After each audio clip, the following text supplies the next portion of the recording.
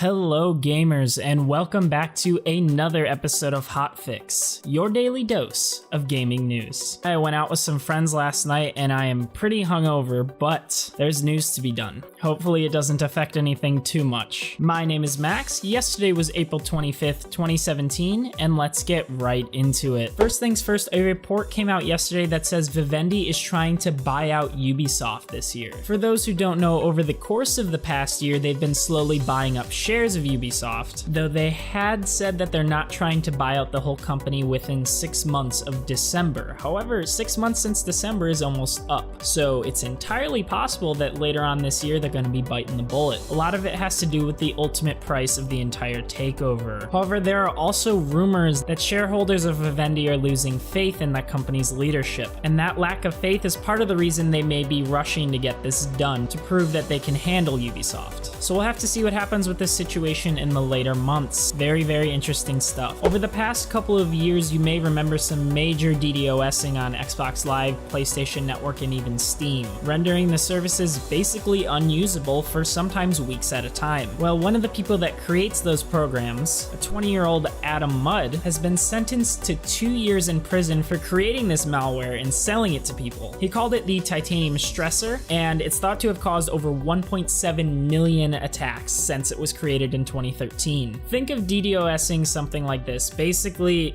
they're sending a whole bunch of information to these servers so much that it gets overloaded. It's not built to take that much information, so it can't process actual users using the service. It's a pretty shitty thing to do, and I've never really seen any benefit out of doing this, aside from selling the malware, I guess, but I don't understand the people who want to buy that malware unless they're trying to get like revenge on someone personal. I don't understand why you'd go after the entire Xbox Live network or PlayStation network or something like that. These people, I guess, just don't have lives. They just don't have anything better to do, and this is what they're gonna do. It's another form of haters gonna hate. A release date and a story trailer for the upcoming Marvel vs. Capcom Infinite came out yesterday. The game is supposed to be launching on September 19th. That's the day before my birthday. And it'll be coming to PlayStation 4, Windows PC, and Xbox One. As you can probably imagine, the game is now up for pre-order with a whole bunch of different editions. And of course, there's a season pass coming with that as well in typical Capcom fashion. The season pass will give access to 6 additional characters after launch. If you're still playing Fire Emblem Heroes, you may have noticed there was a new update today. Well, that update actually brought with it INIKE. You know, INIKE like we like INIKE from Smash Bros. And a variety of the other Fire Emblem games. It's not going to be easy to grab him, as getting heroes in the game is pretty random, so you're gonna have to try pretty hard to grab him. However, it's great to see Nintendo consistently adding content to this game. I really like the fact that they went mobile. I've loved Super Mario Run.